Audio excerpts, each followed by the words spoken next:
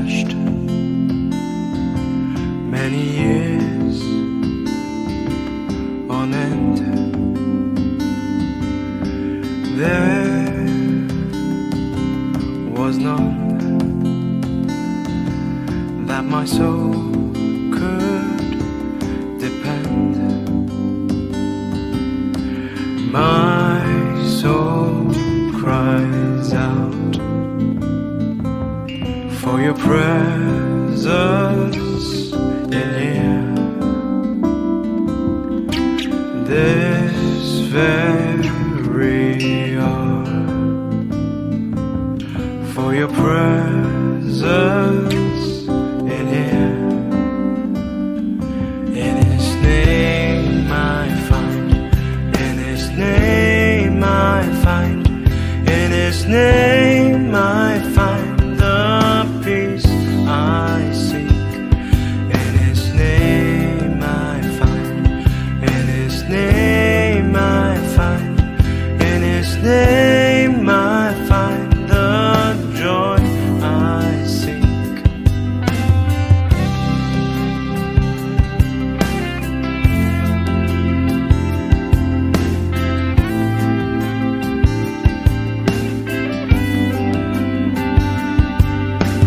I have searched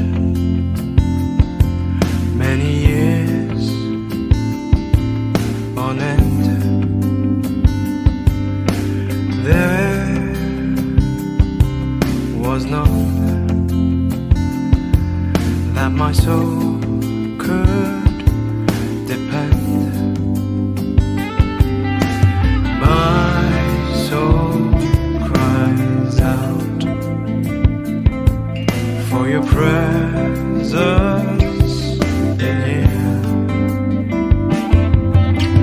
This very hour,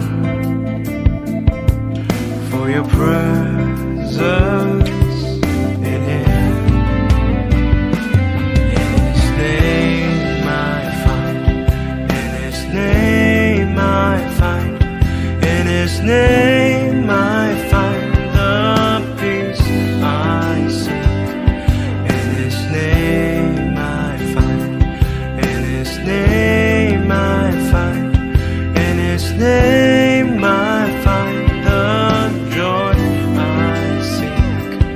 In your presence I am free from the chain that has bound me. In your presence I am calm, waiting for the kingdom come. In your presence I am free from the chain that has bound me. In your presence I am calm, waiting for the kingdom come. In His name I find, in His name I find, in His name I find the peace I seek. In His name I find, in His name I find, in His name I find the joy I seek.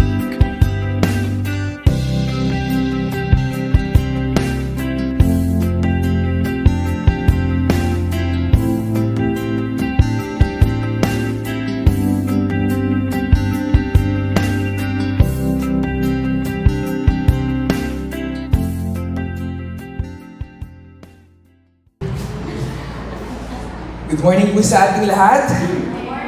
Good morning po. Tayo may magsitayo. And one of the things para maging close tayo kay God is what? Is worship. And as congregation, are you ready to praise God? Are you ready to praise Him? Are you ready to praise God? Amen!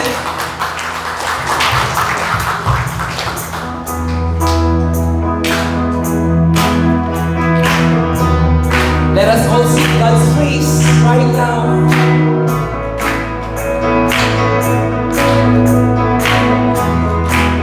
We walk by faith. Open the eyes of our heart, Lord. Open the eyes of our heart. I want to see you. I want to see you. Open the eyes of our heart, Lord. Open the eyes of my heart. I want to see you. I want to see you. To see you high and lifted up. Amen. Shining in the light of the glory.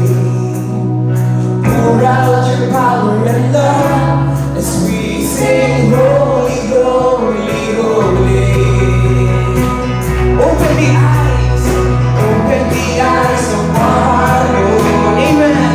Open the eyes of my heart. I want to see you. I want to see you. We want to see you, Lord. Open the eyes. Open the eyes of my heart, Lord. Amen. Open the eyes of my heart.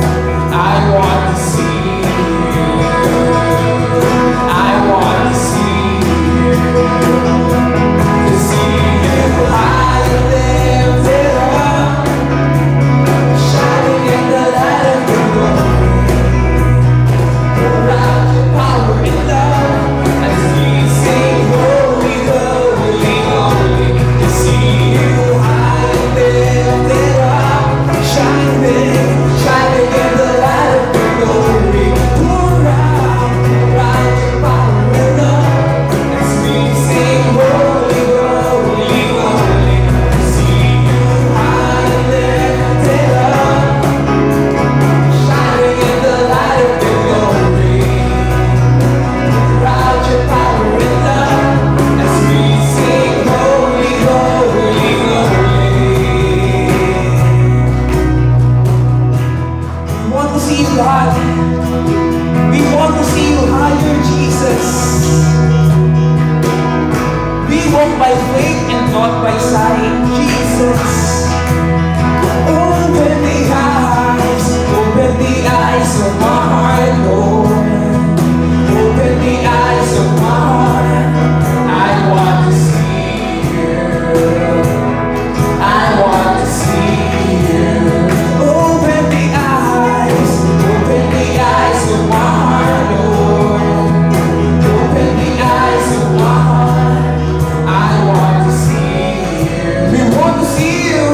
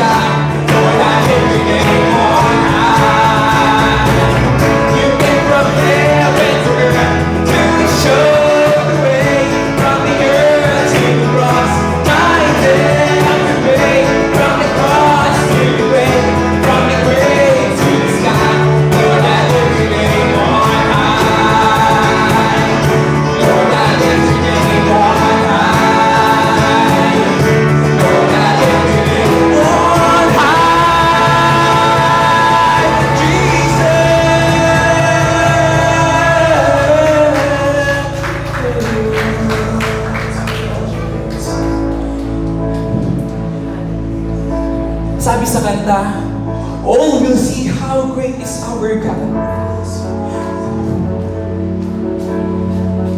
Despite the fact we are facing circumstances, we are facing the problems, all will see how great is our God.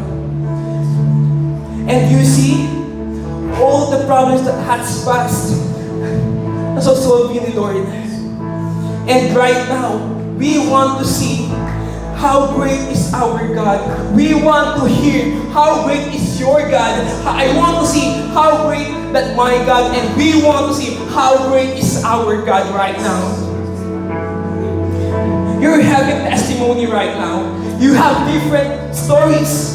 You have different places that you are in right now. But the fact that God is with you, that's the testimony. And that is your reason why you are worshiping God. That is the reason why you are praising God. And that is the reason why you are standing right now in the sanctuary.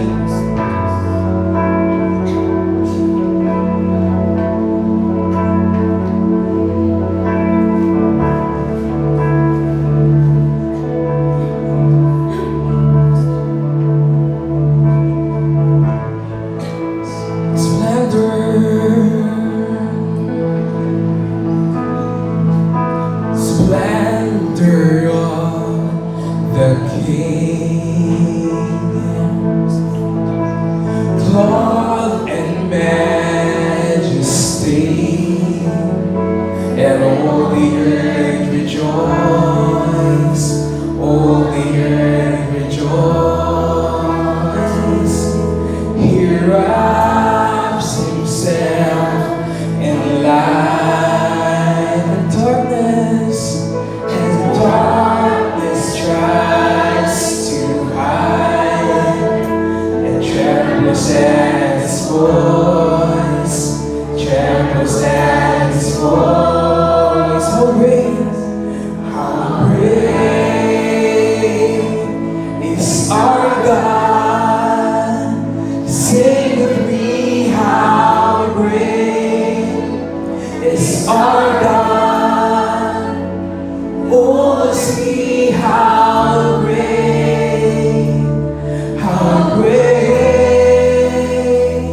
is our God. Yes, Lord, oh, we see the splendor of the King, the splendor of the King, clothed in majesty, clothed in majesty. Let all the earth rejoice, all the earth rejoice. He wraps himself in light. Darkness tries to hide, and darkness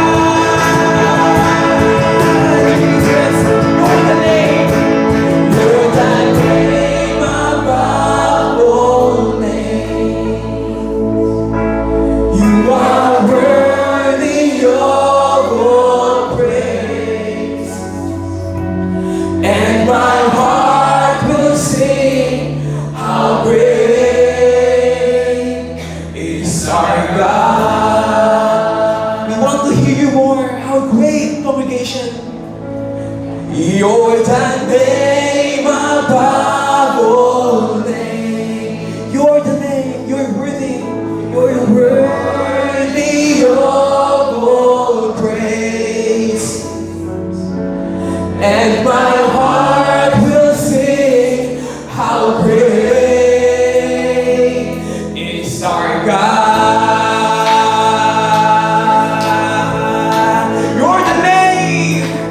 You're the name above all names. Oh, you're worthy, you are worthy of all praise. And my heart will sing, how great is our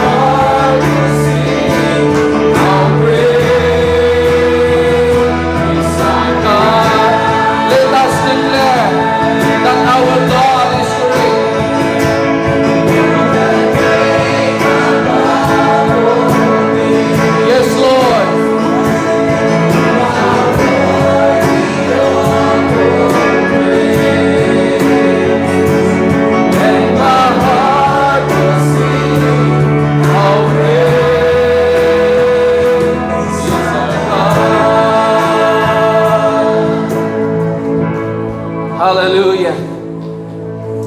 Gaya ng awitin na aming inaawit, Panginoon, tunay nga na Ikaw ay dakila.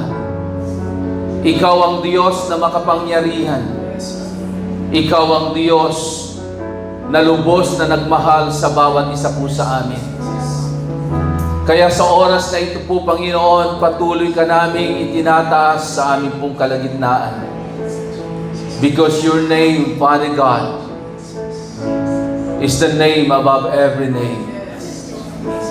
Ang iyong pangalan ay higit sa lahat ng pangalan. Wala kang katulad, wala kang kaparis. Kaya sa oras na ito po, Panginoon, minsan pa, kami ay lubos na nagpapasalamat sa iyong kabutihan at katapatan sa aming pong mga buhay. Salamat po, Panginoon. Hindi mo kami pinabayaan sa mga nakalipas na mga araw. Bagkus naranasan namin ang iyong pagpapala, ang iyong pag-iingat, at ang iyong pagkalinga. Kaya, O Diyos, sa umagang ito, aming dalangin ang iyong pong pagkilos sa aming pong kalagitnaan. Hayaan mo po, Panginoon, na punuin mo kami. Palakasin mo kami ng iyong mga buhay at makapangyarihang salita na mahahayag. At dalangin namin, Panginoon, ang malayang pagkilos ng iyong banal na Espiritu sa aming pong mga buhay. Kaya, Ama, minsan pa, sa iyo namin ipinagkakatiwala ang lahat-lahat sa umagang ito. Ama, ito po ang aming panalangin sa pangalan ng iyong anak na si Jesus. Ang lahat po'y magsabi ng Amen and Amen. Hallelujah. Praise God. Palakpakan po natin ang ating pong Panginoon. Hallelujah. Sabihin mo sa iyong katabi, kapatid, ako'y nagagalak, nakatabi kita ngayon. Di ba ang saya at napakagandang tingnan na yung kaibigan natin, mahal natin sa buhay, ay kasama natin sa bahay panambahan na nagpupuri, sumasamba sa ating Diyos na buhay. No? So, patuloy po nating ihanda yung ating po mga sarili sa salita ng ating po Panginoon. At gaya po ng ating pong nasimulan na series last Sunday, ay ating pong pinag-aralan ang salita ng Diyos, kung saan yung series po natin this month of February ay patungkol po sa kahalagahan ng ating pong pagbibigay, ng ating ikapo at ng ating pong handog, at kung bakit napakalaga na bigyan po natin ng pansin yung tinatawag na first fruit offering. Ano? So, noong last Sunday, ang topic po natin ay yung fruits of generous giving.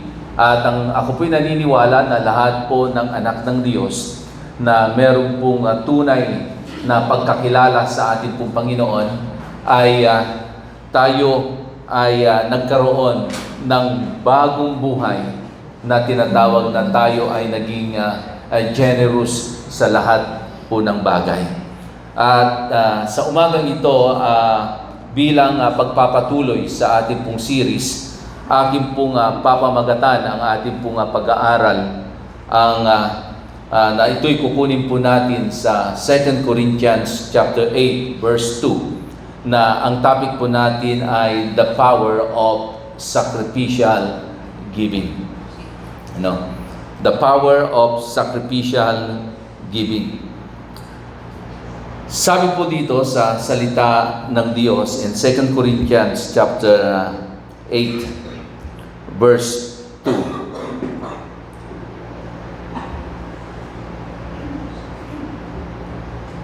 Babasahin ko po sa wikang Tagalog. Sabi ganon, dumanas sila ng matinding kahirapan at ito'y isang mahigpit na pagsubok sa kanila. Ngunit sa kabila ng kanilang paghihikahos, masayang masaya pa rin sila at bukas ang palad sa pagbibigay. Narinig po natin ang isang napaka-popular na kasabihan, givers never lack anything. O sa ibang salin, it is more blessed to give than to receive. Ito po ay matagal po natin na alam na itong salitang ito. At ito po simula pa sa panahon ng ating pong mga kanununuhan. Lagi na nilang sinasabi itong mga katagang ito, na ang sino mang taong mapagbigay ay hindi magkukulang kailanpaman. At ang taong laging nagbibigay ay patuloy na pagpapalain ng ating pong Panginoon. At sabi nga, mas mainam daw yung nagbibigay kesa ikaw yung tumatanggap. Bakit nga ba napakainam na ikaw yung nagbibigay kesa ikaw yung tumatanggap? Kasi po, if you are able to help and reach out to those who are in need, ibig sabihin, ikaw ay pinagpala ng Diyos. At alam naman po natin, the more na ikaw ay nagbibigay at the more na ikaw ay tumutulong at umaabot, tinutugunan ang pangangailangan ng mga taong nangangailangan, ikaw ay patuloy na pagpapalain ng Diyos. No? So, gaya nga po na nasabi ko po sa inyo kanina, ang topic po natin ay the power of sacrificial giving. Dito po sa talatang ating pong binasa sa 2 Corinthians chapter 8 verse 2 and the following. Ito po yung mga mananampalataya sa Macedonia nung panahon po ni Apostol Pablo. At dahil po sa kanilang lifestyle, sa kanilang pong pagiging isang generous na mananampalataya, ay hindi pwedeng hindi ipagyabang ni Apostol Pablo itong mga mananampalatayang ito sa Macedonia. At isang bagay ang talagang nagbigay ng pansin kay Apostol Pablo sa mga mananampalatayang ito sa Macedonia ay yung kanilang eagerness to give and eagerness to help. Okay? Na hindi hadlang ang kanilang kahirapan, hindi hadlang yung kanilang pinagdadaanan na mga pagsubok sa buhay, kundi dahil lifestyle na nila, buhay na nila, ang tumulong, tumugon sa pangangailangan ng mga tao at talagang para sa kanila, hindi pwedeng hindi sila tumugon sa anumang pangangailangan na meron. Kaya nga, ito po ay talagang ipinagyabang at ibinahagi ni Apostol Pablo. Dahil blessed na blessed po itong si Pablo at kitang-kita niya, kakaiba itong mga mananampalatayang ito. Na hindi hadlang yung kanilang kahirapan, hindi hadlang yung kanilang kalalagayan, at sila ay handang tumulong sa anumang oras. No? So, makikita po natin na ang Biblia po ay may mga pagkakataon sa buhay ng mga nauna sa atin, na mga nagtiwala at sumamba sa ating pong Panginoon, na isinapamuhay itong tinatawag na sacrificial giving. Pag sinabing sacrificial giving, yung iyong pagbibigay ay mararamdaman mo sa iyong sarili. Mararamdaman mo na ikaw ay nagbibigay.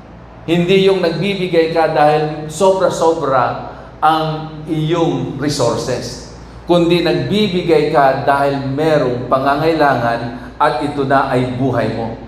No? Na hindi po ito nakadepende sa dami ng iyong pera. Kasi meron pong isang katotohanan na kadalasan kung sino pa yung maraming resources, yung pa yung hesitant na tumulong at umabot sa mga nangangailangan. Yung pa yung hesitant at binibilang pa nila kung magkano ang kanilang ibibigay sa ating pong Panginoon sa gawain ng Diyos.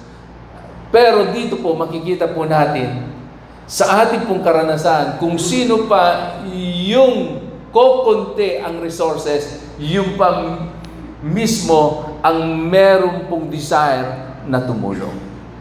Yung merong desire na magbigay.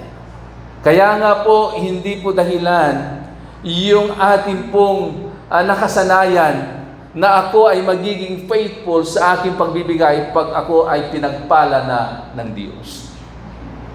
At mali po yung ganoong pananaw sa buhay po natin. As a believer, as a follower of Jesus who knows the truth and the Word of God, mali po itong ganitong klaseng pananaw ng buhay ng isang mananampalataya. Dahil ang sikreto at ang daan para ang isang mananampalataya ay makaranas ng tinatawag na abundance sa kanyang pong buhay, ay kailangan matuto muna siyang magtanim.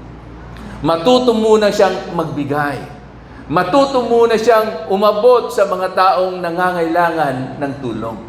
Dahil alam naman po natin, ito po yung prinsipyo. Kung ano ang itinanim, yun yung aanihin. Hindi ka pwedeng mag-ani na wala kang itinanim. Okay?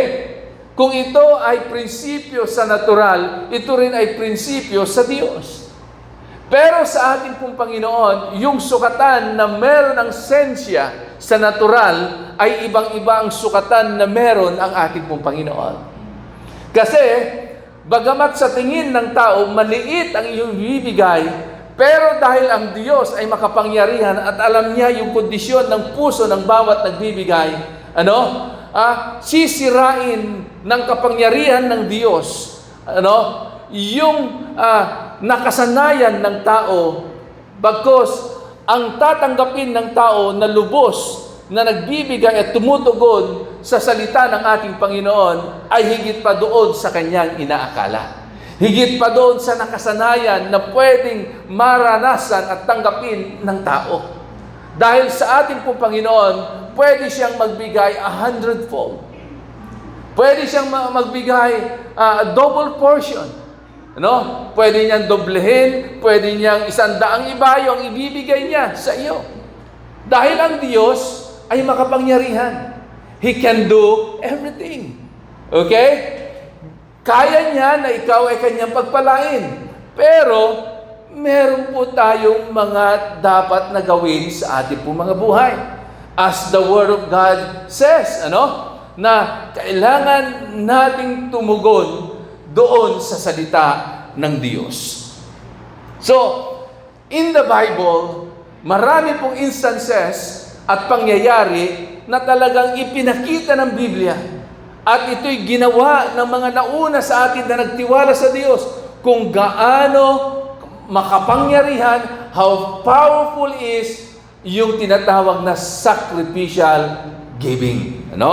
In 1 Kings, chapter 17 verse 13, makikita po natin dito in this verse, na merong isang balong babae sa Sarepa, o sa Sarepta, na itong babaeng ito ay tumugon doon sa ipinapagawa ng isang propeta, at ang propetang ito ay walang iba, si Elijah.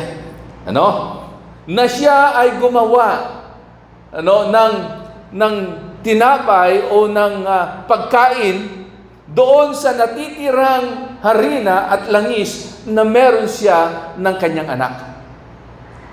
At nung siya'y tumugon, sabi po ng Biblia, siya at ang kanyang anak at maging ang propeta ng Diyos ay nakakain at ni minsan hindi na ubusan ang lalagyan ng kanyang harina at ang lalagyan ng kanyang langis. At ang sabi po ng Biblia, yung ibinigay niyang harina at yung ibinigay niyang langis para gawin itong tinapay at pagkain ng propeta ng Diyos ay yung last meal na sana nila ng kanyang anak, at pagkatapos nun ay wala na silang makakain at hihintayin na lamang nila yung oras na sila ay malagutan ng hininga. Dahil yun na lamang yung natitiri na lang pagkain at pag-asa para malagyan yung kanilang mga sikmura. Dahil nung panahon na yon, ay panahon ng tagtuyot at tagutom. Pero hindi nagdalawang isip ang babaeng balong ito. Siya'y tumugon sa salita ng propeta ng Diyos at ginawa niya. At because of her sacrificial giving, she experienced abundance and she experienced multiplication and increase sa kanilang buhay ng kanyang anak, at di nila naranasan na sila'y magutom sa panahon ng tagtuyot at kahirapan. Amen? In Matthew chapter 26 verse 7, ito naman po yung pangyayari sa buhay ng isang babae na lumapit kay Jesus.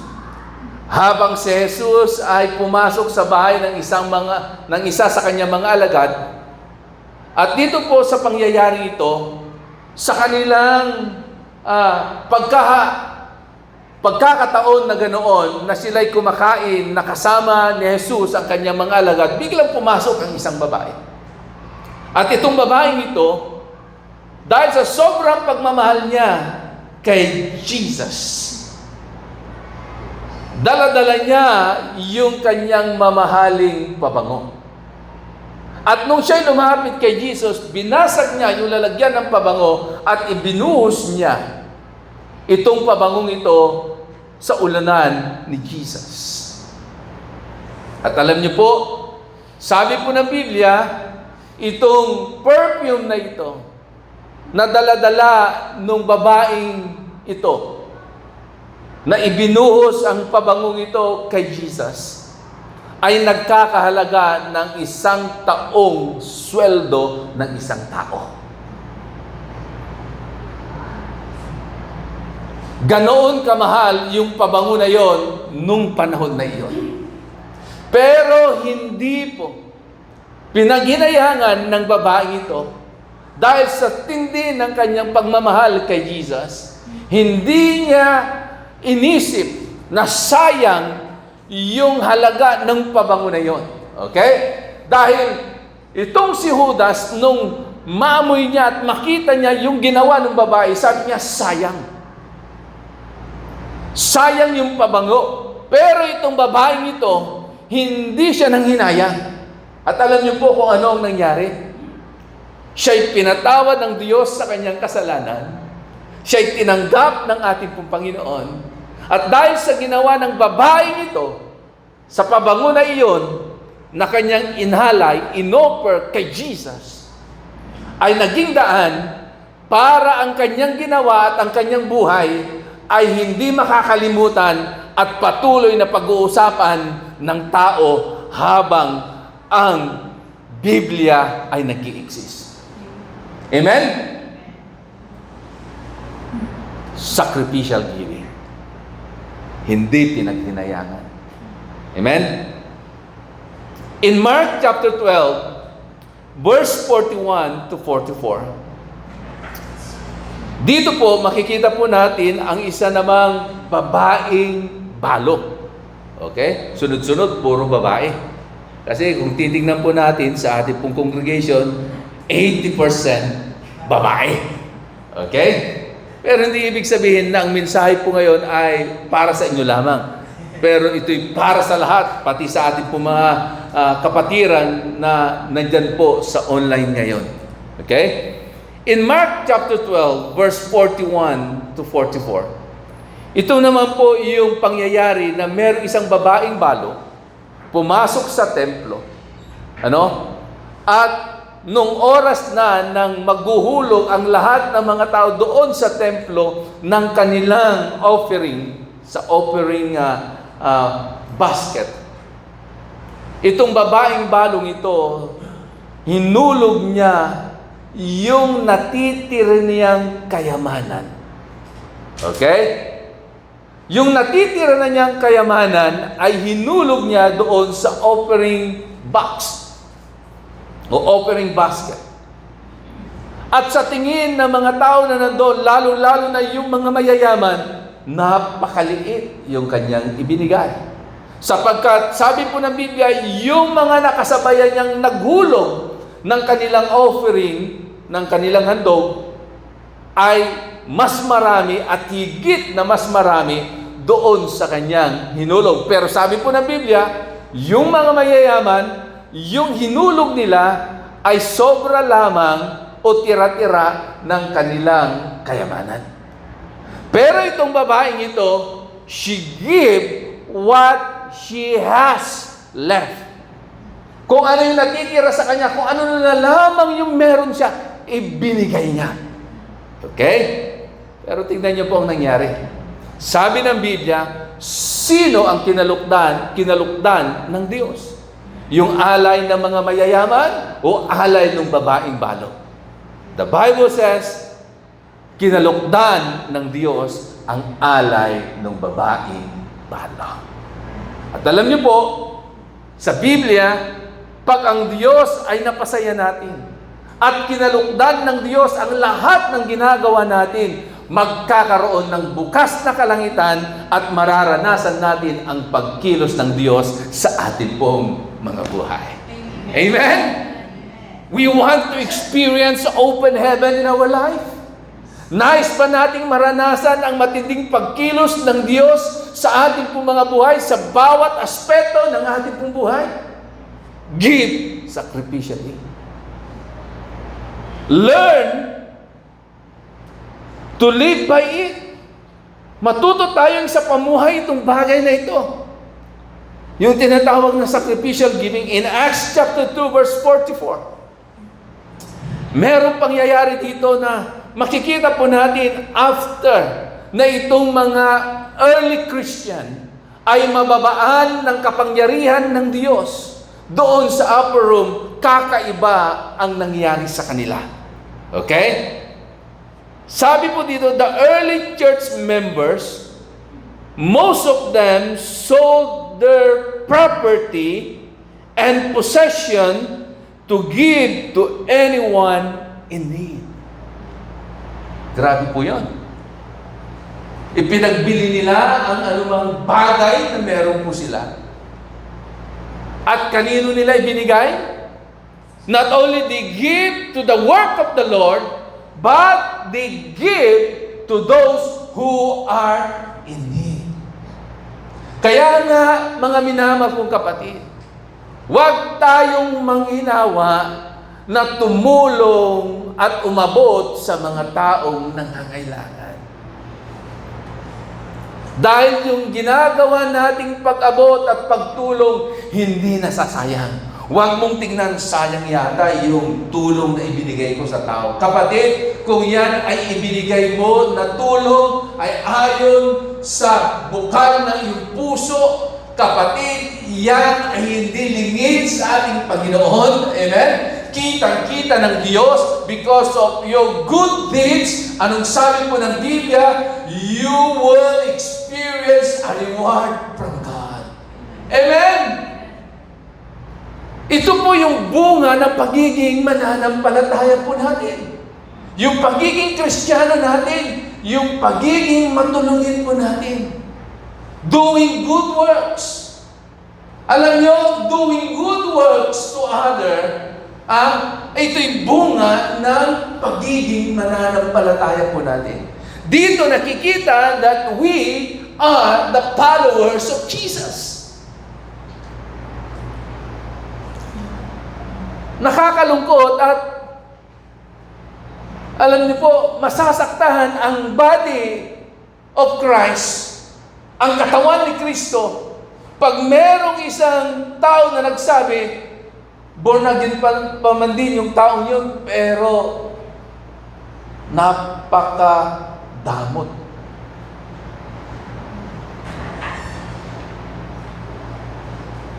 Tandaan po natin, ang pagiging mananampalataya po natin, ang the best example po natin ay hindi si pastor, hindi si brother, hindi si sister.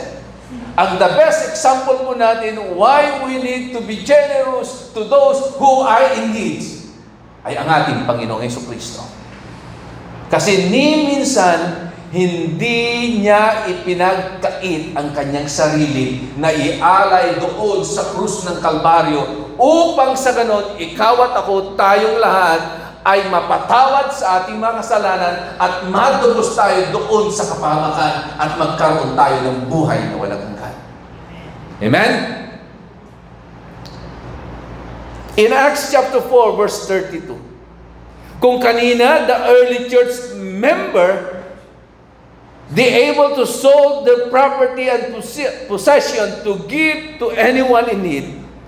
In Acts chapter 4, verse 32,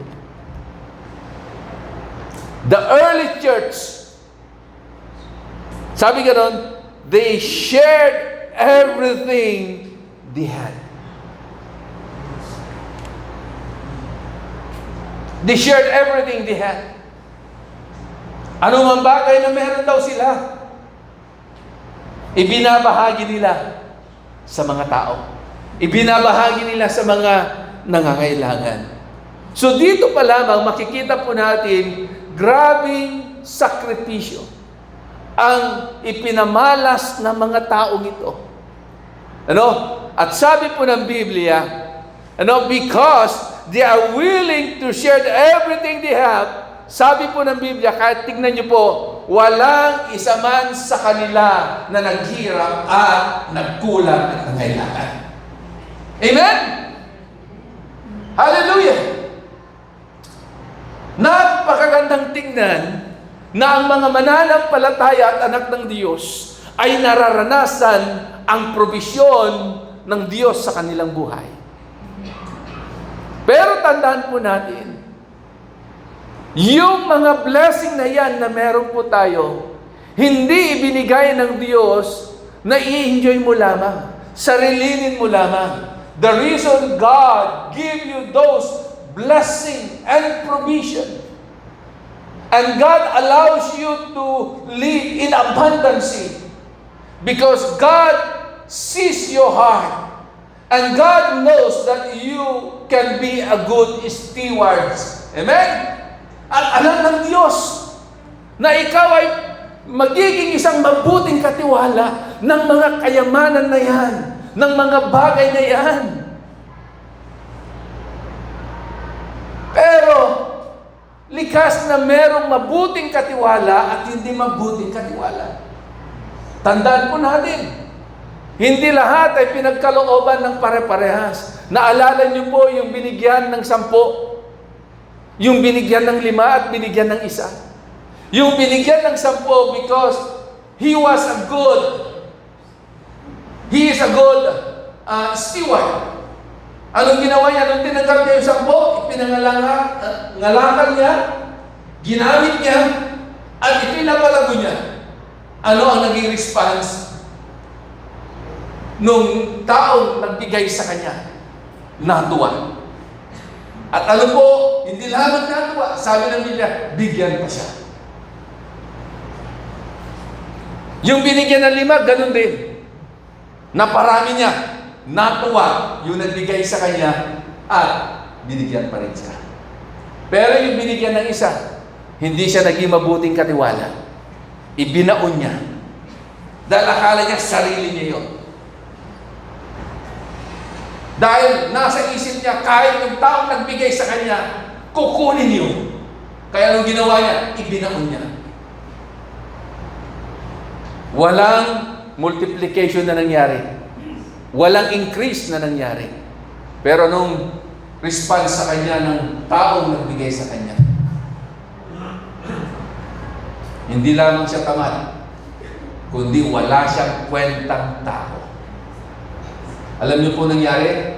Kung anong meron siya, kinuha pa na nagbigay sa kanya. Mga minamahal kong kapatid, as a good steward, sa lahat ng bagay na ipinagkatiwala sa atin ng ating Panginoon, huwag nating sarilinin. Magkaroon tayo at dumating tayo sa isang kalalagayan na maunawaan natin na lahat ng bagay na meron po tayo, ito'y ipinagkatiwala lamang ng ating po Panginoon. At nasusukat ang pagiging mabuti nating katiwala if you are willing and able to share whatever you have. Amen? Kung willing ka na ibahagi at walang pagkukulangin ng Diyos. Amen? Na marunong magbahagi ng anumang bagay na pinagkatiwala sa Kanya ng ating po Panginoon. At dito po sa mga pinakita ko sa inyo mga talata, nakita po natin kung paano ang Diyos na pinaranas niya ang tinatawag na multiplication and increase. Pinaranas niya kung paano nag-provide ang Diyos at hindi nagkulang at hindi nagutom ang kanyang mga anak. Na naniwala na sa kanilang sacrificial giving, hindi sila pababayaan ng ating pong Panginoon.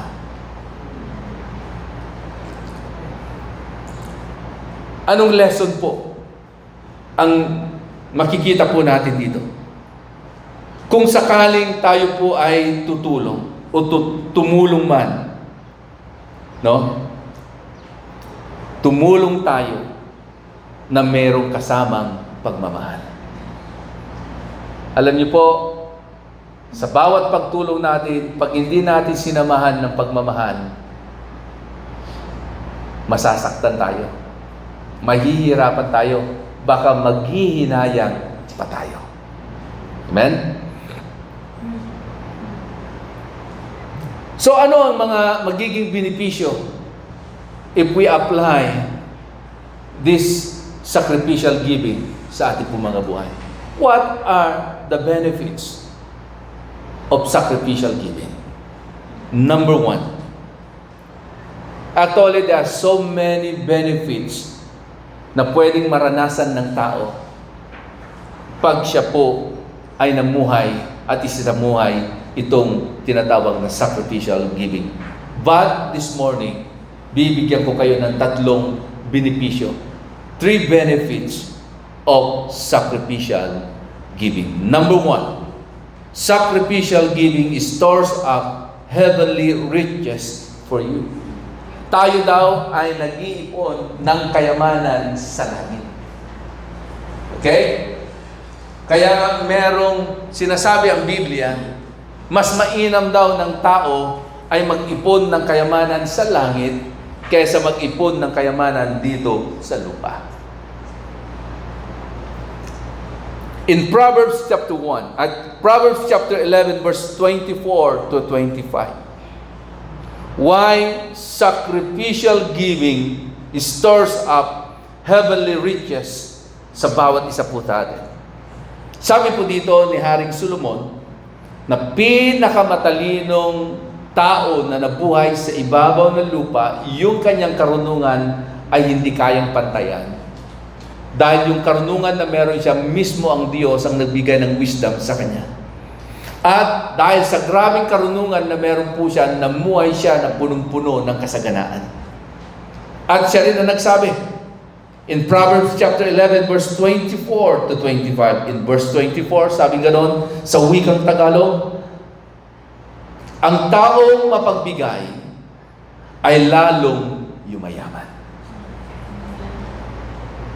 Tingnan mo nga ang katabi mo. Amen? Uulitin ko. Sabi po ng banal na kasulatan, ang taong mapagbigay ay lalong yumayaman. Ngunit naghihirap ang tikom ng mga kamay. Amen? Alam niyo po, sabi nga ng iba, ang mga Kristiyano ay hindi Manny Pacquiao, hindi boksingero. Ang mga Kristiyano ay parang si Jackie Chan, karatista. Amen? Bakit? Yes! Amen? Na laging bukas ang palad. Okay? So, yun ang sabi ni Haring Solomon. And in verse 25, ang taong matulungin, sasagana ang pamumuhay. Hallelujah! Okay? Pag ikaw ay nagiging matulungin at mapagbigay, hindi ka mawawalan. Yes, nung nagbigay ka, nabawasan yung resources na meron ka. Pero sabi po ng Biblia, ang taong matulungin, sasagana ang pamumuhay. At ang marunong tumulong ay tiyak na tutulungan. Amen? So wag natin kakalimutan napakagandang salita ng Diyos na panghawakan natin sa ating pong mga buhay. Na ngayon, naunawaan natin na pag tayo tumulong pala, hindi sayang.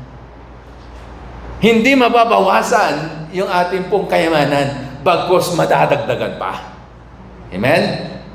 In Proverbs chapter 19, verse 17, ito pa, sinabi pa ni Haring Solomon, ang naaawa sa dukha ay nagpapautang sa Panginoon. Anong ibig sabihin nun?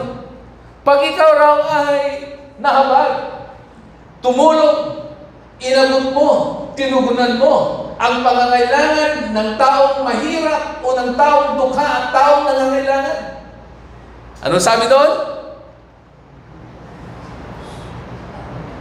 Ikaw daw ay nagpapautang kanino?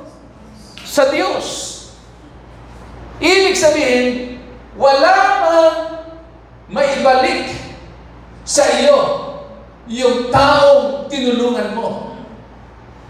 Okay? Ang Diyos ang siyang magre-reward at ang Diyos ang magbe-bless sa iyo. Amen? Kasi sabi nga ron, para ka raw nagpautang sa Diyos. So, sino ang magbabalik?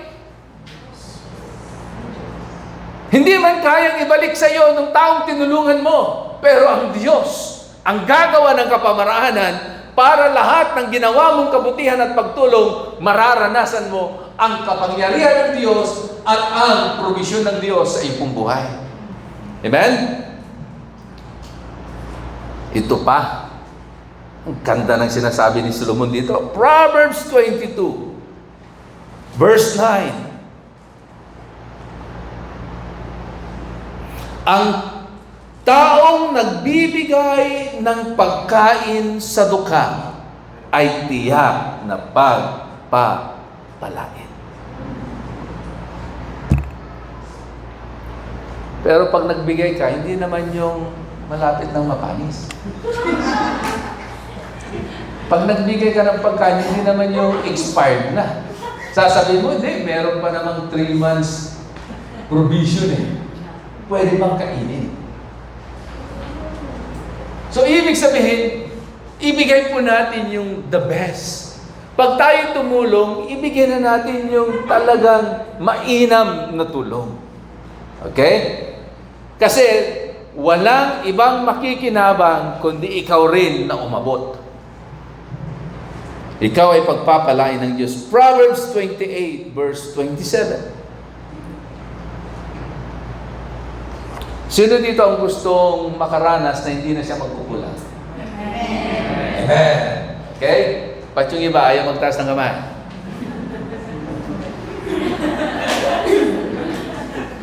Proverbs 28:27. Kawikaan 28:27. Ang tumutulong sa mahirap ay di magkukulang. Ngunit susumpain ang nagbubulag-bulagan. Amen? Salamat sa Diyos. Walang isa man dito sa kongregasyong ito na nagbubulag-bulagan. Bagkos nakatira. Naghahanap ng matutulungan. Amen? Naghahanap ng mababahaginan. Kasi sa pakiramdam niya, sobra na yung biyaya na meron siya. Actually nga, pag hindi mo binawasan yan, lalo ka pang malulungkot at lalo ka pang mag-aalala. Huwag naman sana tayo dumating doon sa isang nanay ng kasamahan namin dati sa Maynila.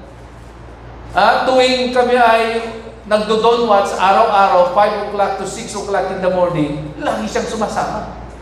At ang lagi niyang panalangin, Panginoon, pagpalain mo ako. Nung pinagpala na ng Diyos at talagang grabe yung blessing ng Diyos sa kanya, dumami ang kanyang mga gamit sa loob ng kanyang tahanan. So minsan, hindi na namin siya makita doon sa aming pong prayer meeting. Tinanong namin yung anak, bakit hindi na umaattend ng donwats yung nanay mo? Sabi ganun, kasi po, pastor, natatakot siya, baka masalisihan kami ng akyat bahay dahil binabantayan niya yung aming mga gamit sa bahay. Buti pa nung walang gamit, present lagi sa bahay. Amen? Ay, sa prayer meeting o sa gawain. Huwag naman sana dumating tayo sa ganung kalalagayan. Na kung kailan na nagana na tayo, ay tumigil na tayo sa pagsamba sa Diyos. Na dati-dati ang panalangin natin, may payak-iyak pa tayo. Panginoon, malay mo ako. I-provide mo, Panginoon, ang ating pangangailangan. Na pag ako'y nanaghana, ako'y tutulong. Pero alam niyo po, ang ganda ng sinasabi po ng Biblia. Ang tumutulong sa mahirap ay hindi magkukulang. Ngunit susumpain ang taong nagbubulag-bulagan. Huwag naman po siguro dumating sa punto na pag merong lumapit sa atin, kahit meron tayo sasabihin mo, ay, pasensya ka na sister, wala ako ngayon eh. Hindi mo man maibigay yung eksaktong halaga na hinihingi niya o hinihiram niya o tulong na gusto niya. Yung maabutan mo lang, kapatid, sabi nga, hindi mo ginawa sa taong iyon, ginawa mo sa Diyos. Ulitin ko yung talata na pinag-aralan natin noong mga nakaraan, nung ako'y nagutom, binigyan niyo ako ng pagkain. Nung ako'y nakuhaw, binigyan niyo ako ng tubig na may inom. Nung ako'y nakulong, ako'y inyong dinalaw. Amen? Kung ating pong titignan maigi ang salita ng Diyos na iyon, yung ginawa mo sa iyong kapwa ay ginawa mo sa Diyos.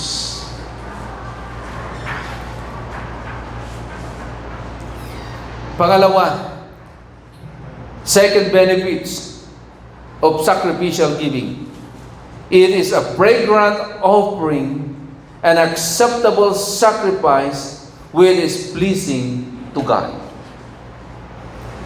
Is yung sacrificial giving daw natin, it is a fragrant offering.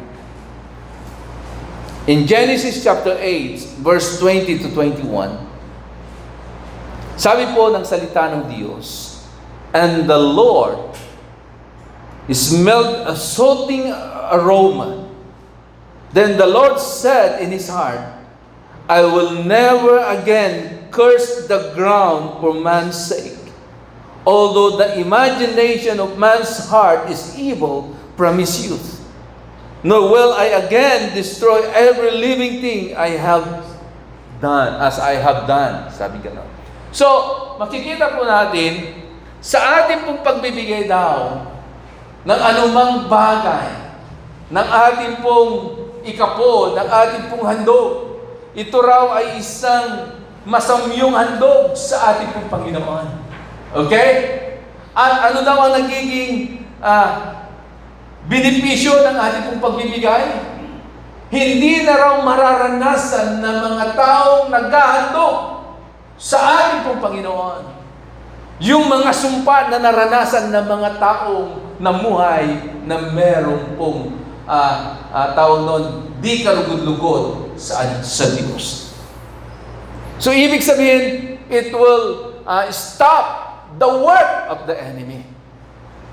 Kaya nga in Malakay, chapter 3, verse 10, sabi niya, subukin niyo ako na inyong ibigay ang inyong ikapot handog. Kung hindi ko bubuksan ang durungawan ng langit, at ito pa ang pinamaganda, He will destroy not the works of the enemy. He will destroy the works of the devourer. Okay?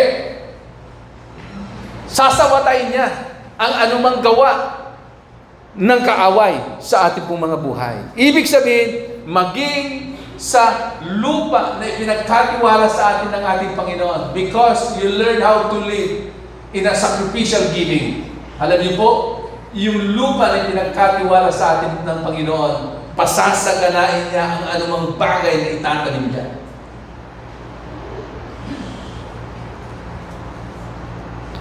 In Exodus chapter 29 verse 18,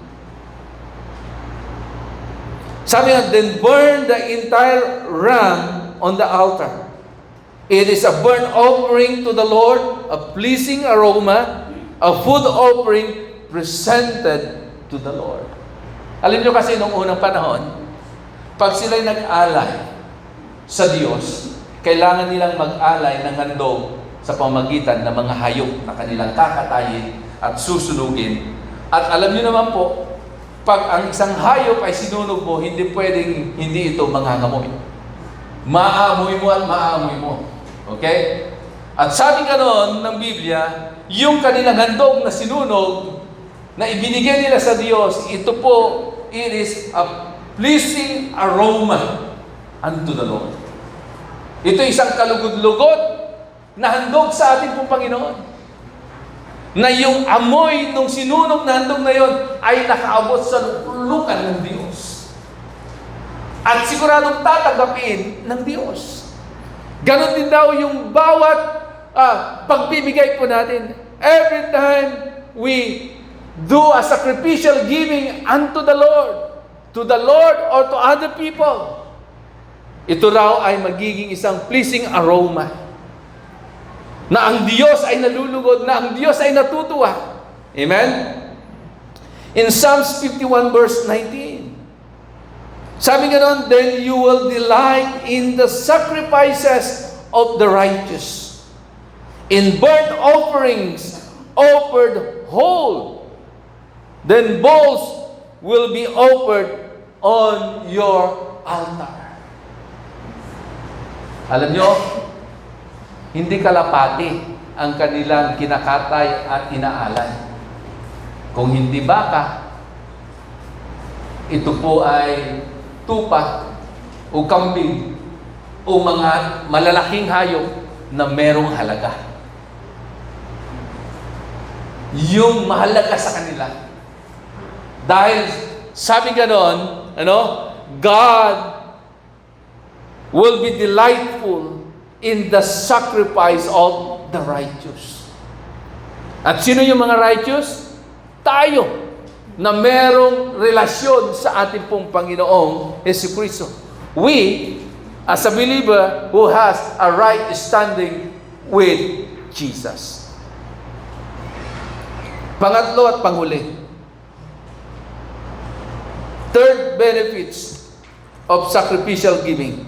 It allows God to meet all your needs according to His glorious riches in Christ Jesus. 2 Corinthians chapter 8, verse 1 to 3. Sabi ganon, mga kapatid, nais naming malaman ninyo ang ipinakitang kagandahang loob ng Diyos sa mga iglesia sa Macedonia. Meron daw ipinakitang kagandahang loob ang Diyos. Kanino? Sa mga iglesia sa Macedonia, sa mga mananampalataya sa Macedonia. Bakit ipinaranas ng Diyos ang kanyang kagandahang loob? His abundant grace sa mga mananampalataya sa Macedonia. In verse 2, dumanas sila ng matinding kahirapan at ito isang mahigpit na pagsubok sa kanila.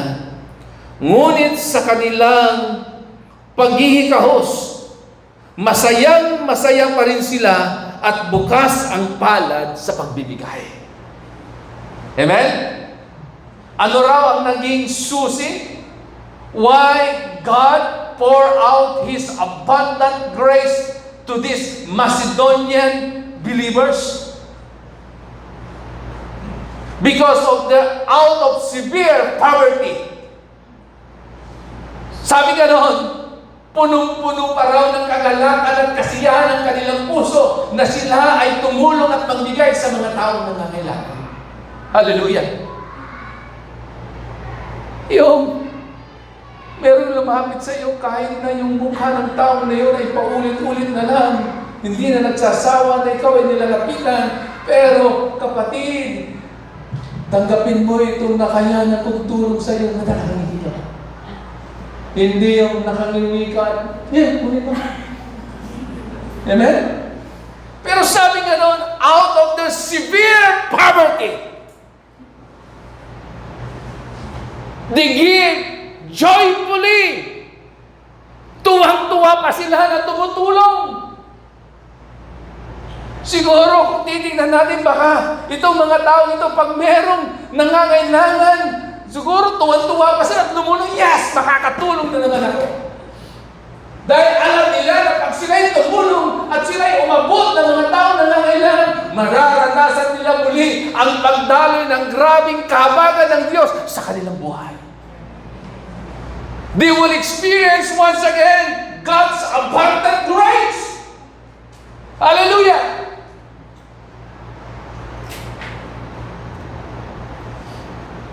And in verse 3, sila'y kusang loob na nagbibigay, hindi lamang sa abot ng kanilang kaya, kundi higit pa.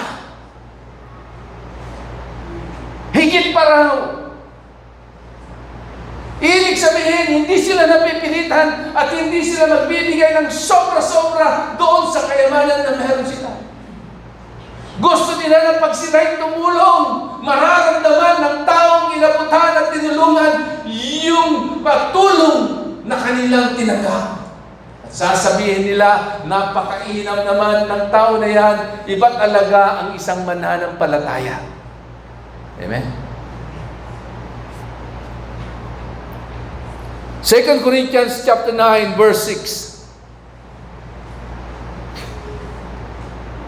Sabi ni Apostol Pablo, muli, ito ang ibig kong sabihin, ang nagtatanim ng kakaunti ay aani ng kakaunti. At ang nagtatanim ng marami ay aani ng marami. Sino dito ang gustong mag-harvest ng marami? Nakadepende doon sa iyong gagawin, sa desisyon na iyong gagawin, sa iyong pagbibigay. Bilang konklusyon sa ating pong pag-aaral, in Matthew chapter 13, verse 44,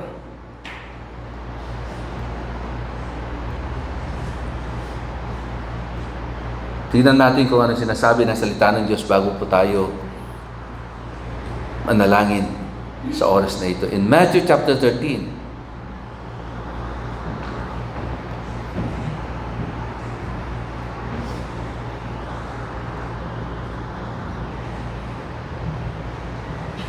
sabi nga nun, ang kaharian ng langit ay tulad sa isang kayamanang nakatago sa bukid. Tama ba yun, Arian? Natagpuan ito ng isang tao at itinago. Sa kanyang kagalakan ay umalis siya at ibinenta niya lahat ng mayroon siya at binili ang bukid na iyon. In verse 45, gayon din naman ang kaharian ng langit ay tulad ng isang mangangalakal na naghahanap ng mga mahalagang perlas. In verse 46, nang mahanap niya ang isang perlas na may malaking halaga, umalis siya at ibinenta niya ang lahat ng mayroon siya at binili ito. Sa ating pong mga buhay kagaya ng talinghagang ito, ano ang bagay na meron po tayo ay hindi niya kayang higitan ang anumang bagay na kayang ibigay ng Diyos sa atin. Walang iba ang katotohanan. Ang katotohanan na ikaw at ako, pag tayo ay tumugon sa salita ng Diyos, lahat ng bagay na pwedeng i-alok ng salibutan ito ay hindi yun ang priority mo, dahil ang bibigyan mo na ng importansya sa iyong buhay ay ang kanyang salita. Sabi po ng Biblia, mapalad ang mga taong nakikinig ng kanyang salita at isinasagawa ang mga bagay na ito. Narinig po natin ang mga salita ng Diyos sa mga oras na ito. At marami sa mga salita ng Diyos ay nagbigay ng pagbubukas sa ating kamalayan at yung iba naman nagbigay sa atin ng challenge. At muli, nakita po natin na wala pa tayo doon sa ganitong kalalagayan na ginawa ng mga Macedonian believers. That out of the severe poverty, nandun pa rin yung kanilang kagalakan. Masayang-masaya na tumutulong at umaabot sa mga nangangailangan. Ano ang sitwasyon na meron po tayo ngayon?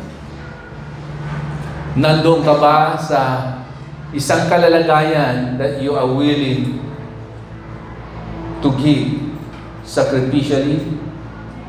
You are willing to reach out and be a blessing to others? O nandun ka sa isang kalalagayan na imbis na na-challenge ka sa umagang ito, ay nalungkot ka dahil mababawasan ang kayamanan na meron ka. Kapatid, hindi yung sinabi ni pastor ang dapat mong sundin. Ang dapat mong sundin kung ano ang sinasabi ng Diyos sa iyo sa mga oras na ito. Kasi pag sinunod mo kung anong sinasabi ng Diyos, wala kang magiging struggle. Hindi ka mahirapan. At higit sa lahat, mararanasan mo ang ipinangako ng Diyos sa buhay mo pag ikaw ay tumugon. Tayo po'y tumayo at tayo po ay lumapit sa ating pong Panginoon.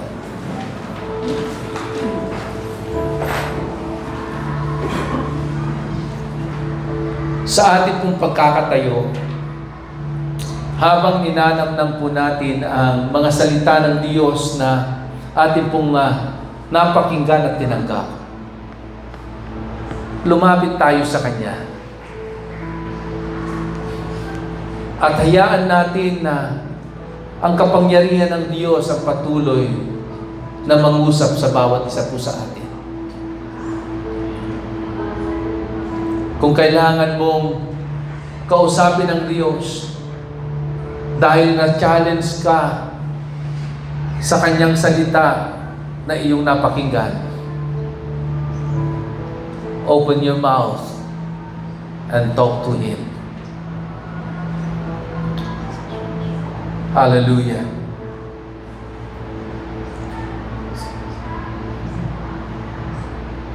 Alam ng Diyos ang bawat isa sa atin, kilala tayo. Alam niya yung bawat gawa natin. Alam niya pati yung laman ng puso natin. Hallelujah. Salamat, Panginoon. Dahil Ikaw lamang ang nakakasaliksik ng laman ng aming pong puso.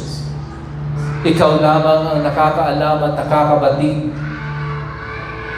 ng buhay na meron po kami.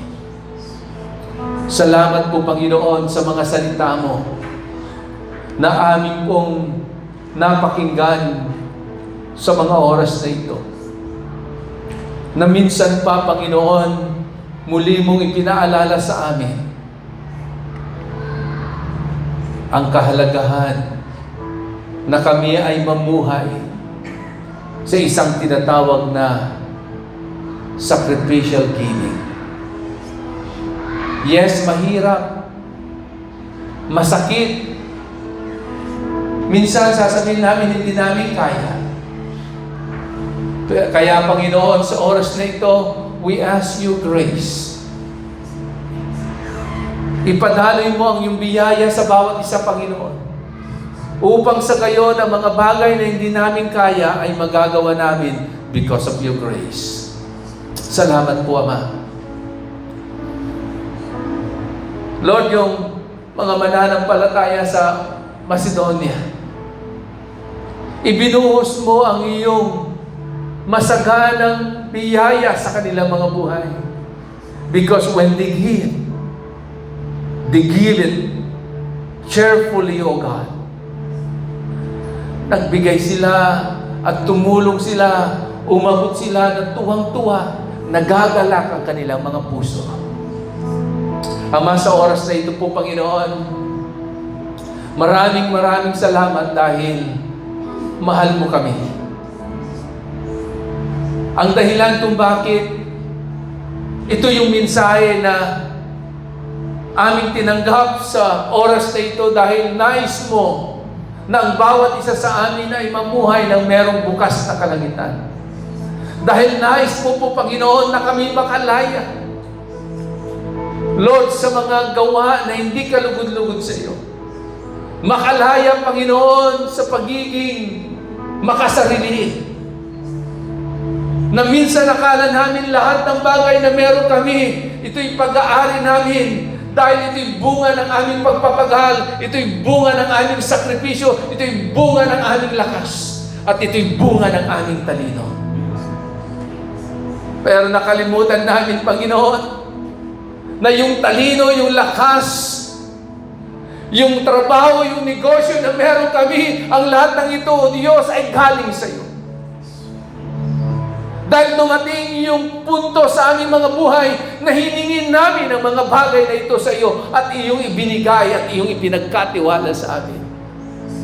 Ama, sa oras na ito po, Panginoon, hayaan mo na patuloy naming maunawaan na yung mga lahat ng bagay na meron kami, hindi namin ito pag-aari.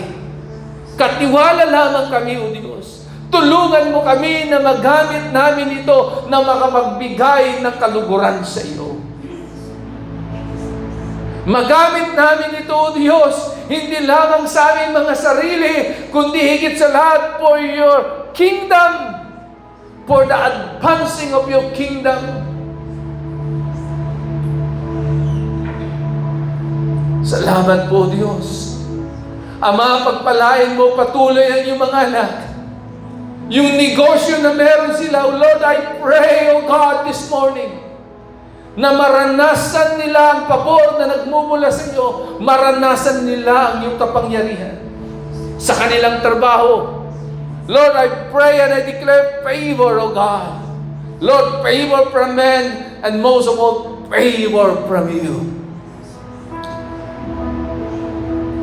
Lord, salamat po. Pagpalain mo, O Diyos, ang lahat ng mahawakan ng aming mga kamay. Dahil naniniwala po kami, Panginoon. Itong mga kamay na meron kami ay iyong inanoint. Lahat ng mahawakan namin lalago, magmumultiply at mananagana. Salamat po, Ama.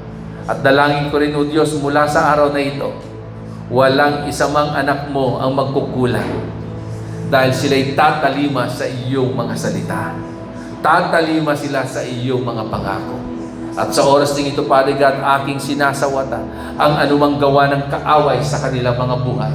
Kahirapan, Panginoon, kakulangan, pagkalugi ng negosyo, aming sinisira at winawasak sa pangalan ni Jesus.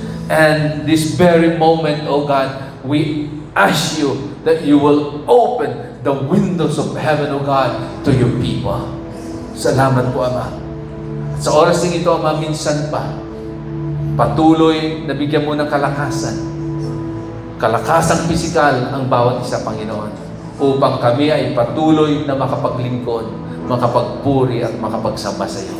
Kaya, Ama, minsan pa, salamat sa iyong ginawa sa amin pong mga buhay sa mga oras na ito. Sa iyo po namin ibinibigay ang lahat ng papuri, lahat ng pasasalamat, at lahat ng pagtakila sa pangalan lamang ng iyong anak na si Jesus. Ang lahat may magsabi ng Amen and Amen. Hallelujah.